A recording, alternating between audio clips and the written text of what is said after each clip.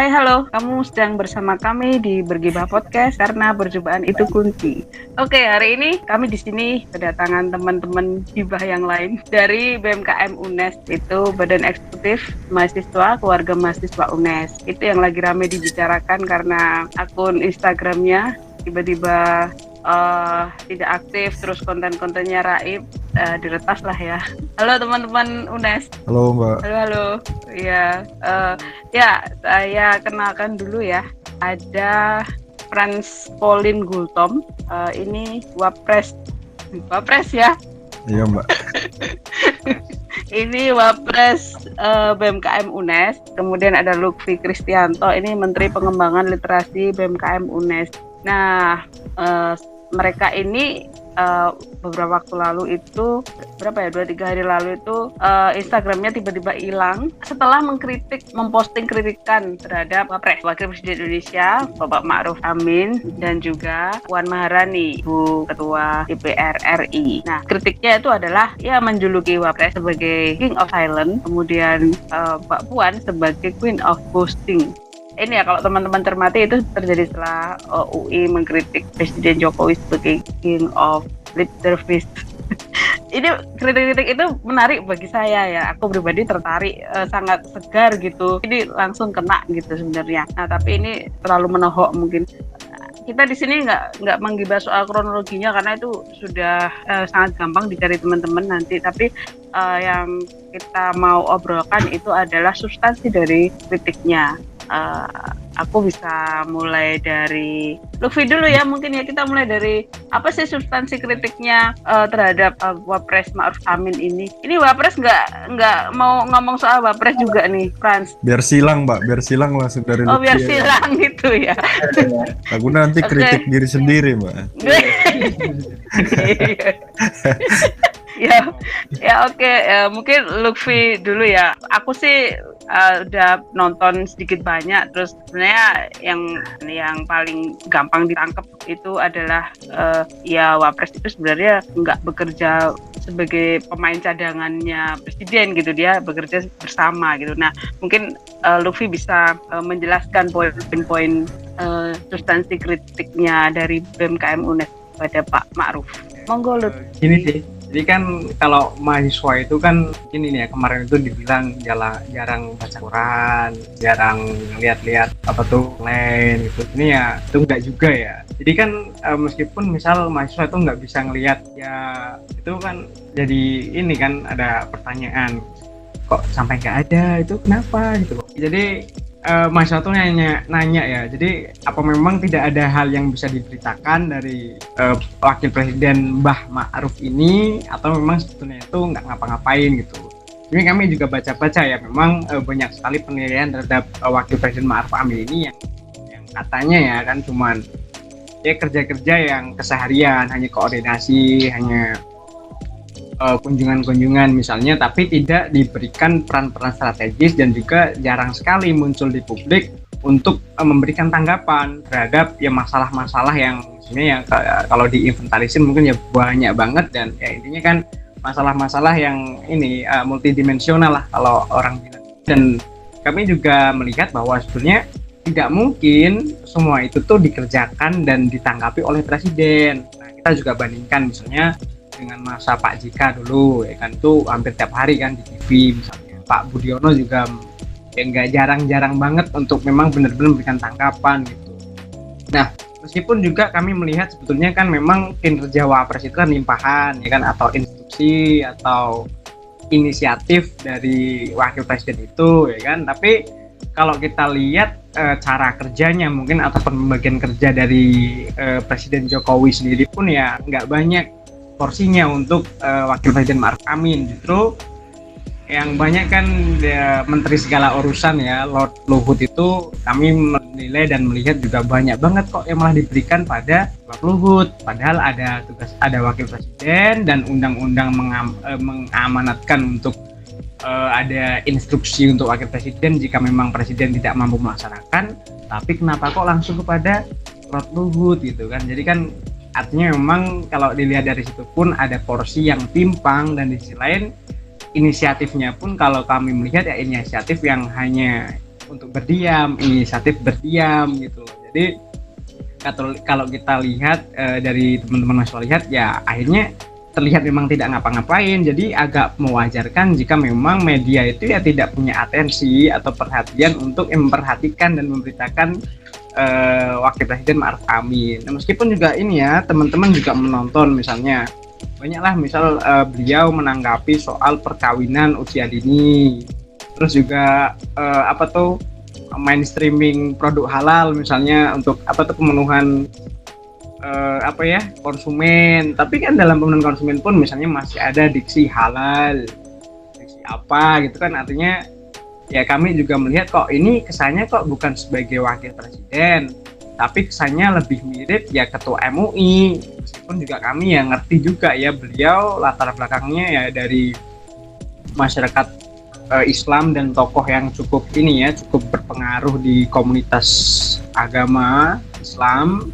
Cuman kan agaknya kurang tepat teman-teman melihat bahwa ini bukan bagian daripada tidak menjalankan tugas presiden, kesannya kan seperti itu. Nah, meskipun kan juga ini ya teman-teman juga pasti ngerti bahwa memang dalam proses politiknya pun mungkin ya beberapa analis melihat bahwa dihadirkannya atau diajaknya Mbah Ma'ruf berpasangan Jokowi ini hanya untuk kepentingan elektabilitas atau hanya untuk kepentingan yang memang pada dasarnya ya politik elektoral, memenangkan suara dan sebagainya. Nah, ketika memang anggapan seperti itu mereka ingin lawan, ingin counter, harusnya kan memang benar-benar memberikan hal yang memuaskan. Nah, sampai sejauh ini kan kita juga belum bisa melihat kinerja yang ya selain hal yang koordinatif, selain bertemu dengan departemen ataupun kementerian apa untuk membahas kerja-kerja pemerintahan, kan kami melihat kok nggak ada ataupun ya visi-visi yang bisa ditawarkan untuk memberikan paling nggak meskipun nggak bisa kasih solusi kepada masyarakat, itu bisa ya memberikan gambaran lah apa gitu. Karena ya tadi juga kembali bahwa berangkat dari basis masyarakat yang tidak sedikit ya, masyarakatnya pun saya kira adalah masyarakat yang cukup fanatik ya, karena memang basisnya adalah religiusitas gitu. Jadi adalah kontradiktif kami melihat jika inisiatif yang diambil adalah untuk diam. Karena kalau masanya banyak, orang-orang yang manut banyak, kan kalau ngomong kan pasti dampaknya juga lebih besar. Misalnya dalam COVID nih ya kan, kenapa kok memang meskipun memang kita tidak bisa menyalahkan pada perilaku masyarakat pada akhirnya, tapi kebijakan juga menentukan. Tapi kira-kiranya jika memang memberikan tanggapan yang serius dan orang-orangnya bisa menerima, kami kira juga ya ada ininya lah, ada mendingan dikit. Terus juga ini ya, kami memang benar-benar agak tegas dan agak serius ngomongin soal etika republik gitu loh, karena memang diskursus republik ini jarang untuk dibicarakan, padahal ini menurut kami sangat fundamental. Pasal pertama ya, ayat pertama di UUD 45 pun mengatakan kita negara kesatuan ibu republik, tapi ya banyak sekali hal-hal yang kami nilai itu mencederai daripada etika republik atau republikanisme. Justru ya kayak udah biasa aja, common sense, bahwa misalnya seorang pejabat publik dia menyampaikan hal-hal yang berkaitan dengan misalnya ya primordialitas ya kesukuan, keagamaan, keormasan bahkan mungkin ataupun apa, itu dianggap biasa aja gitu loh. Jadi kan akhirnya kita juga pengen mengangkat hal yang sefundamental ini, dan menurut kami juga agak paradigmatik dalam hal kaitannya bahwa bagaimana sebetulnya bangsa ini atau negara ini akan berjalan. Karena kita lihat seringkali ini ya, misal kita banyak mengobrolkan mengenai demokrasi sosial, demokrasi politik, tapi jarang sekali untuk membicarakan bahwa kita juga republik loh. Visi kebijakan juga republik. Atau semalam kita sempat bicarakan juga bahwa intelektualisme pun ya pada akhirnya ketika berkaitan dengan hal yang sifatnya beririsan dengan gejala kekuasaan pun ya harusnya ya suara hati dia ya untuk republik ya kan, bukan untuk kepentingan ataupun ya pada unit-unit entitas politik yang dia berkuasa di situ gitu. Jadi kritik besar kita selain memang pada dasarnya diam ya, kinerjanya kita lihat hanya hal-hal yang teknis dan keseharian, kami juga memiliki concern yang besar terhadap bahwa republik, ya paham republik, karena kita negara republik juga harus kita harus utamakan sekarang agar kita itu memang benar-benar bisa mempertanggungjawabkan ya kayak slogan-slogan kita mengenai kesamaan, kesetaraan, keberagaman dan sebagainya. Kami tidak akan mungkin bekerja jika memang common sense dan etika politik kita itu masih timpang, masih didominasi oleh mayoritarian, perspektif-perspektif yang sebetulnya itu sifatnya intersubjektif tapi diformalisasi di ruang publik. Misalnya kemarin ya sempat juga kami singgung, misal ngomongin mengenai fardu kifayah dari vaksin misalnya atau halalnya BPJS. Nah, kami melihat bahwa sebenarnya agama ini kan tidak pernah monolog ya.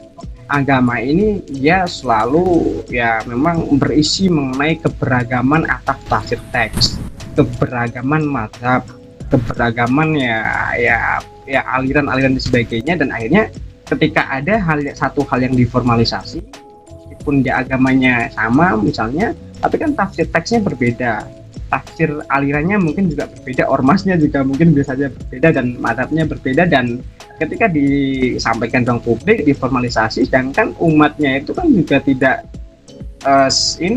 tidak sehomogen itu, saya kira tafsirnya nggak mengiyakan itu juga.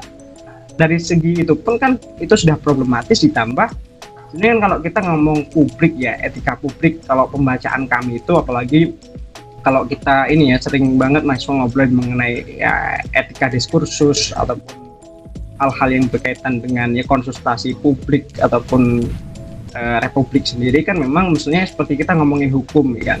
Hukum itu kan diadakan karena memang dijadikan panduan bersama yang itu dari proses konsultasi publik yang entah memang pada akhirnya secara prosedural pakai DPR ataupun pakai perwakilan ataupun apa, pada dasarnya kan ingin membuat sebuah panduan hidup bersama yang terlepas dari primordialitas apapun, kesukuan, keagamaan ataupun apa gitu kan. Kan kalau kata Habermas kan kayaknya begitu kalau kata teman-teman itu. Jadi kan memang ya harusnya hal yang di publik panduannya juga adalah publik, identitasnya publik, tidak ada identitas yang coba buat dipenetrasikan agar ya seakan-akan itu terlihat memang benar-benar superior, dominan. Nah, misalnya juga memang ya ini yang memang menjadi hal yang sebenarnya mungkin kalau orang ngomong ini nggak penting-penting banget ya, tapi menurut kami penting karena ya meskipun orang ngomong pada politik yang elektoral ini dikaitkan seperti itu, menurut kami ya terlalu superficial jika hanya membahas politik yang hanya temporer aja, tapi kita jarang sekali untuk merawat hal-hal yang sefundamental itu. Mungkin gitu sih.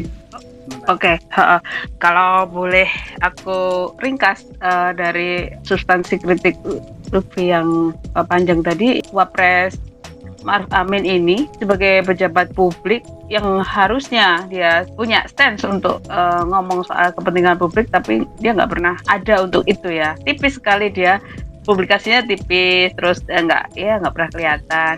Itu yang mendasari julukan King of Silent itu ya. Di sisi lain giliran sesekali ngomong, sekali aja, itu pakai kacamatanya yang sempit tadi, yang hanya mewakili satu golongan tertentu, yang itu tidak etis secara etika publiknya. Jadi etika republikanisme tadi kalau nggak salah Lutfi ya.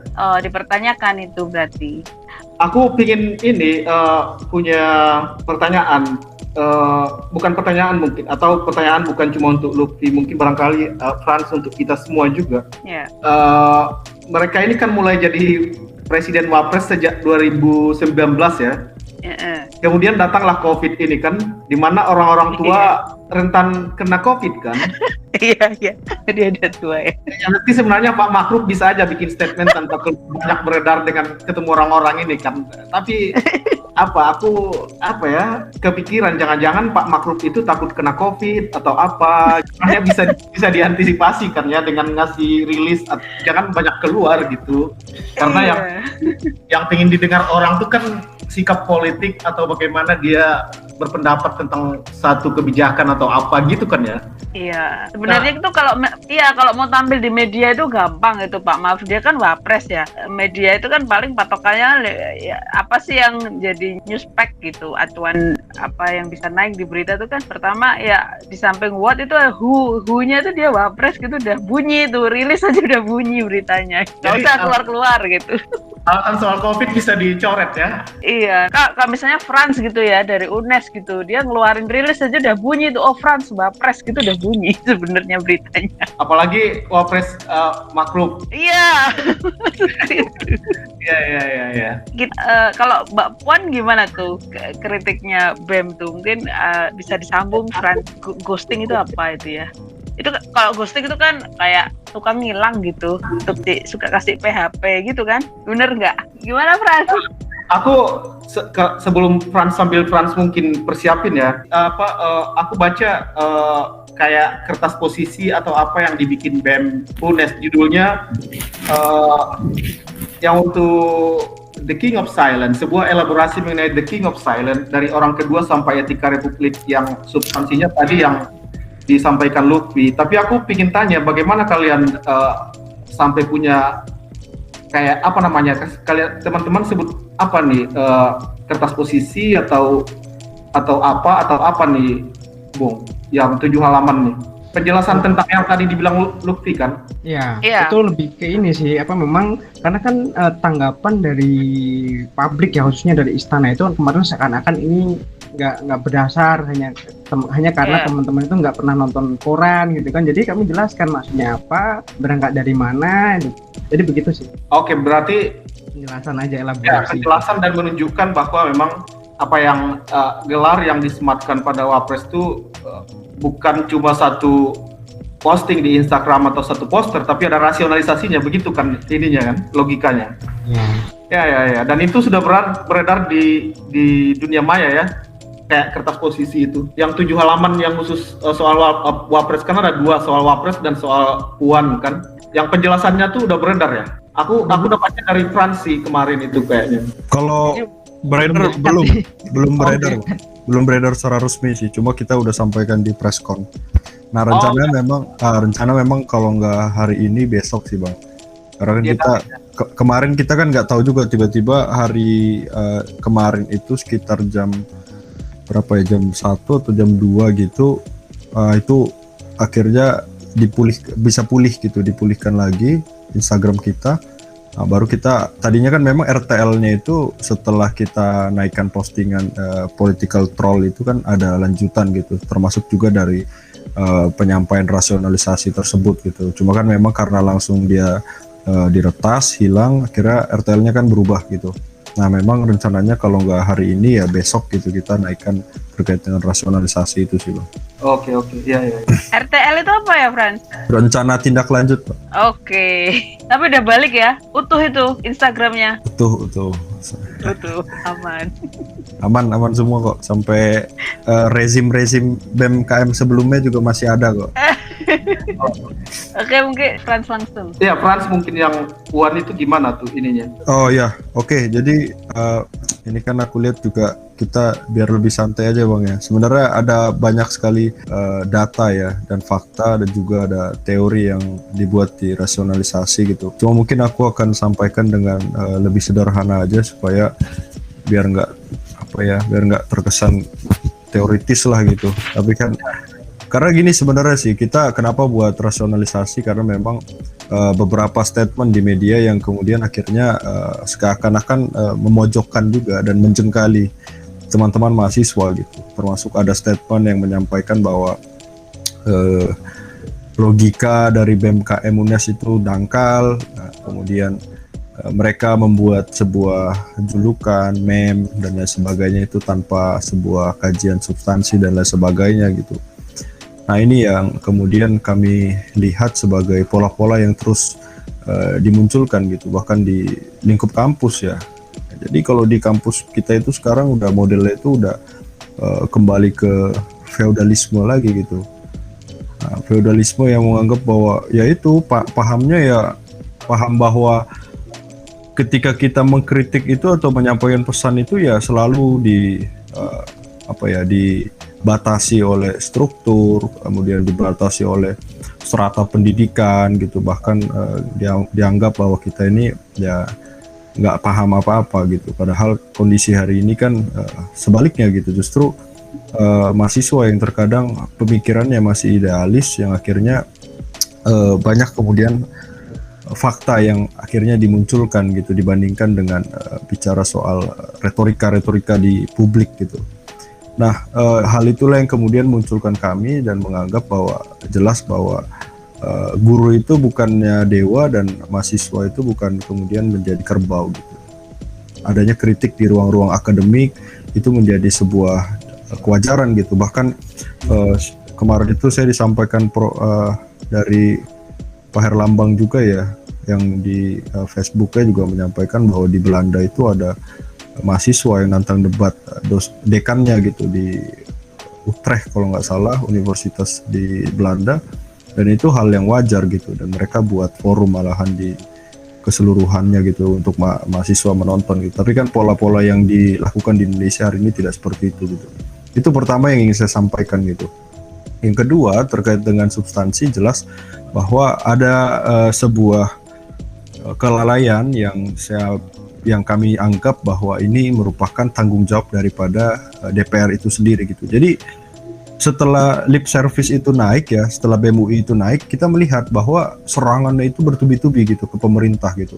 Bahkan DPR itu seakan-akan menjadi malaikat gitu. Dia mengambil panggung di sana gitu. Ada statement dari Fahri Hamzah, ada dari Fadlizon, dia bahkan yang menyampaikan bahwa ya ini kritik yang harus didengarkan oleh pemerintah, harus lah dan lain sebagainya gitu. Jadi seakan-akan bahwa ini kondisi ini adalah kondisi yang murni kesalahan dari pemerintah tanpa mereka menganggap bahwa ya dalangnya itu ya salah satunya dari DPR gitu. Bahkan dari Queen-nya sendiri gitu, the Queen of Ghosting gitu. Makanya kita menganalisa bahwa ya hari ini itu tidak menjadi murni hanya kesalahan pemerintah, tapi juga kesalahan daripada legislatif itu sendiri gitu. Nah, hal inilah yang kemudian akhirnya membawa kami kepada sebuah pandangan bahwa hari ini Puan Maharani juga menjadi salah satu aktor untuk kemudian terjadinya kekisruhan di negara ini gitu. Nah, yang menjadikan kami menganggap dia atau melabeling dia dengan sebutan the Queen of Ghosting itu ya jelas bahwa ada PHP yang dilakukan gitu. Kalau anak zaman sekarang itu PHP-nya itu mulai dari janji politik dia, kemudian sumpah, sampai dengan fakta. Nah, tanggung jawab intelektual kami sebagai seorang yang terdidik secara akademik, ya kami harus menyampaikan gitu, memfasilitasi rakyat untuk kemudian juga menyampaikan hal-hal yang hari ini menjadi kritik untuk mereka gitu. Nah, apa yang kemudian menjadi sorotan kami terkait dengan PHP ya yang disampaikan oleh Puan itu ya, saya mau buka dulu dengan kredo klasik yang terlontar daripada Will Rogers yang menyampaikan bahwa jangan pernah menyalahkan badan legislatif karena tidak melakukan sesuatu gitu. Ketika mereka tak mengerjakan apa-apa, mereka tak menyakiti siapapun. Saat mereka mengerjakan sesuatu, itulah saat mereka menjadi berbahaya gitu. Itu kredo klasik yang disampaikan Will Rogers yang juga menjadi sebuah gambaran bahwa badan legislatif kita hari ini seperti itu gitu. Saya kami itu membuka statement awal atau rasionalisasi kami dengan kejadian yaitu ketika Puan Maharani mematikan mikrofon pada sidang paripurna DPR RI. Ya, itu ikonik. Nah, itu menjadi ikonik juga gitu dari Puan Maharani gitu yang hari ini menjadi tokoh publik gitu. Nah, kalau di dalam rasionalisasi kami menyebutkan bahwa ada teori kontrak sosial ya dari Thomas Hobbes itu yang menjelaskan bahwa negara dengan warga negara itu memiliki hubungan timbal balik gitu.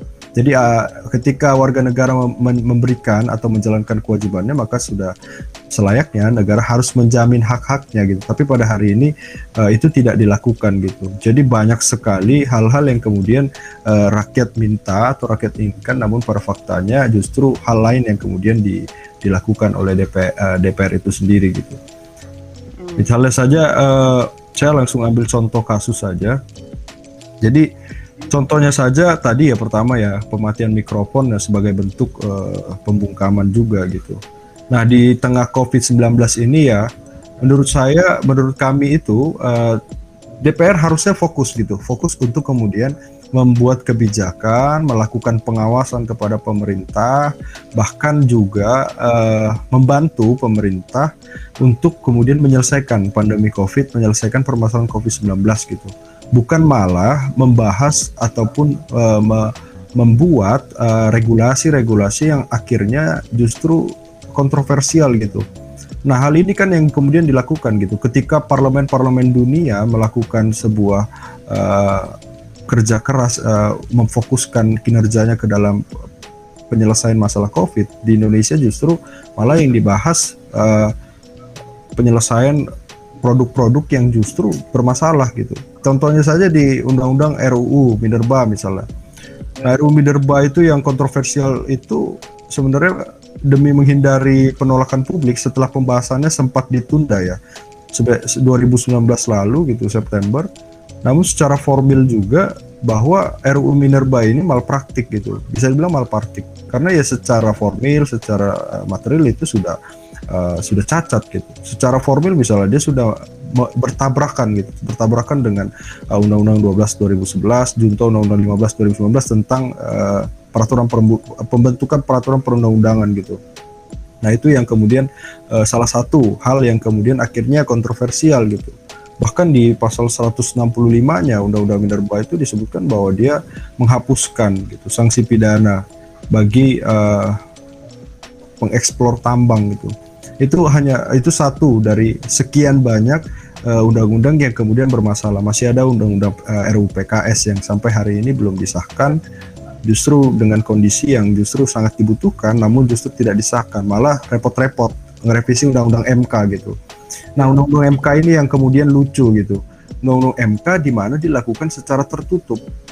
Sehingga ini memperlihatkan bahwa hari ini DPR juga pemerintah tidak memiliki sense of crisis ya. Tidak memiliki rasa untuk kemudian bahwa hari ini ada krisis di seluruh aspek gitu. Ada permasalahan di multidimensi gitu dari seluruh bagian. Tapi justru malah sikap itu yang kemudian mereka tunjukkan di ranah publik itu bukan sikap untuk menunjukkan sense of crisis gitu.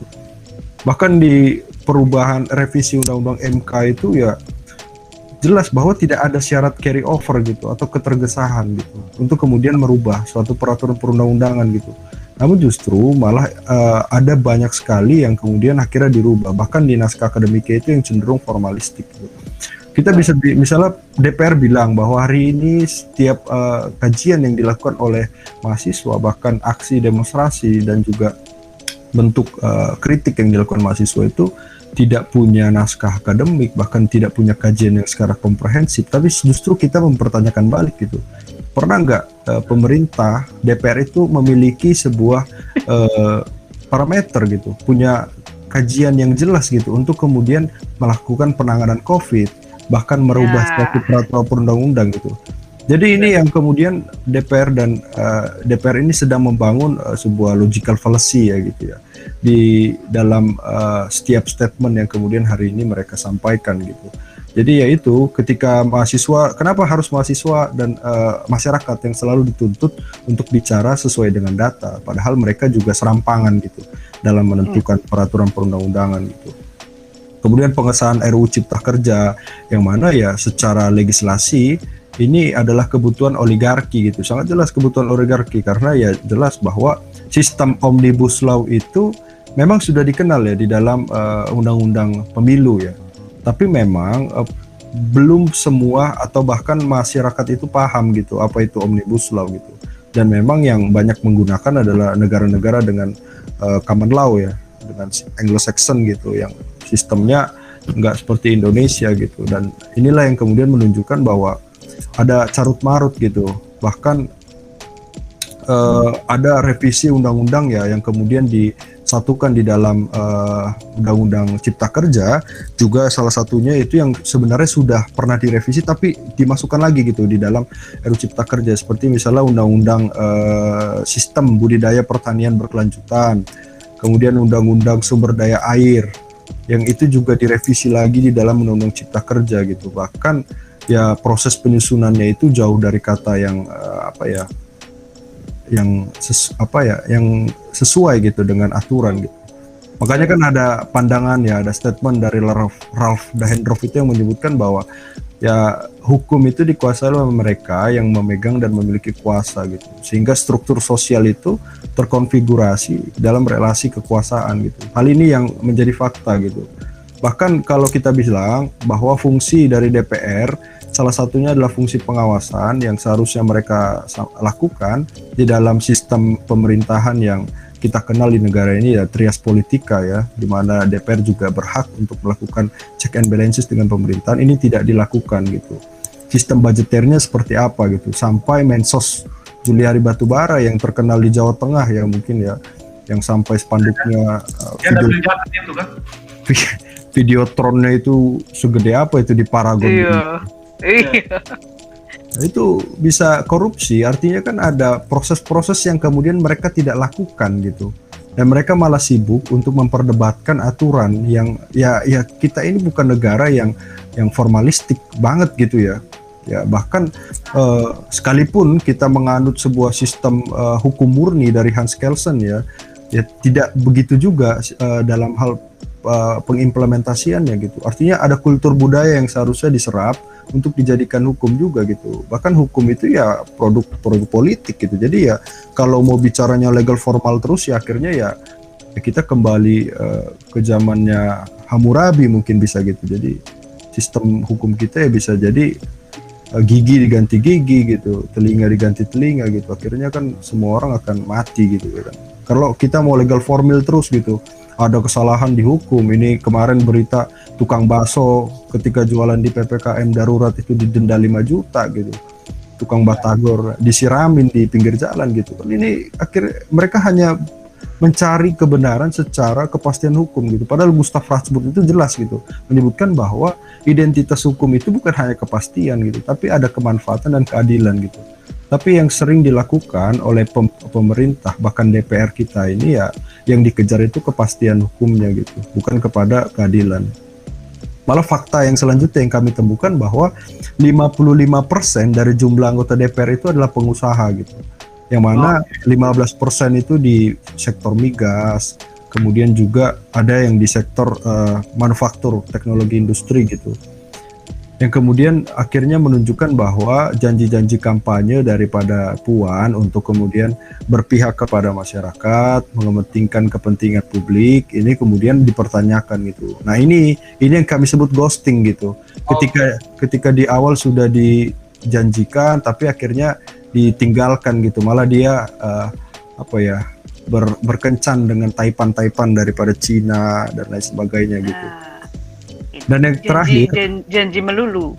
Iya, jadi terakhir dari apa yang kemudian kami bisa labeli dia, kenapa kemudian menjadi label bahwa hari ini DPR itu hanya berperan sebagai stempel dari pemerintah gitu. Tidak lagi berperan untuk kemudian mengcounter bahkan mengawasi pemerintah. Jadi ibaratnya dia hanya validasi aja gitu. Pemerintah bilang A ya divalidasi, distempel oleh DPR gitu. Nah itu menjadi ironi gitu. Kinerja dari DPR dan poin-poin yang harusnya dilakukan oleh DPR itu ya formalitas semua gitu. Jadi ya kalau bisa dibilang hari ini kalau di ghosting ya benar di ghosting gitu. Karena hari ini Puan Maharani itu sudah membangun sebuah citra di publik, yaitu sering mengghosting masyarakatnya dengan janji di awal periode, dengan janji untuk kemudian mengentaskan kemiskinan dan lain sebagainya. Namun faktanya hari ini ya kita bisa lihat gitu, fakta lebih kuat daripada kata-kata gitu. Jadi mungkin itu sih kenapa kemudian hari ini kita sebut dia sebagai ghosting, dan kami juga ingin mempertegas dan menggarisbawahi bahwa ini bukan hanya kesalahan dari pemerintah, terutama dari Jokowi, tapi ini juga kesalahan daripada Ma'ruf Amin sebagai wakil presiden, bahkan jajarannya, dan yang terpenting ini juga merupakan bagian dari kesalahan dari DPR gitu. Mereka semua punya peran di sana yang tidak dilakukan gitu. Jadi kalau hari ini DPR kemudian mengambil panggung dan menganggap bahwa lepas tangan ya, ini murni kesalahan presiden atau mungkin kabinet rezim ini, saya rasa tidak sepenuhnya juga gitu, karena mereka juga andil besar juga untuk melakukan sebuah kesalahan. Itu sih mungkin. Ya, artinya kenapa ketua DPR ini dilabeli ghosting karena dia tidak merepresentasikan. Ya, dia harusnya kan mewakili, tapi dia tidak menjadi representasi rakyat, tidak mengawasi eksekutif. Dia membungkam aspirasi yang simbolnya itu adalah mematikan mic itu gitu kan. Malah bikin jalan mulus buat oligarki.